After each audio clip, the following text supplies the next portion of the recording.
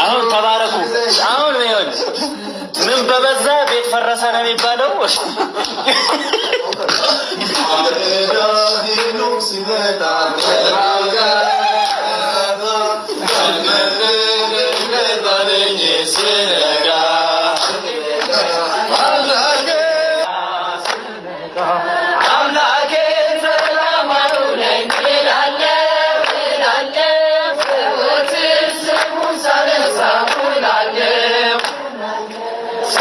Shim, the mask of the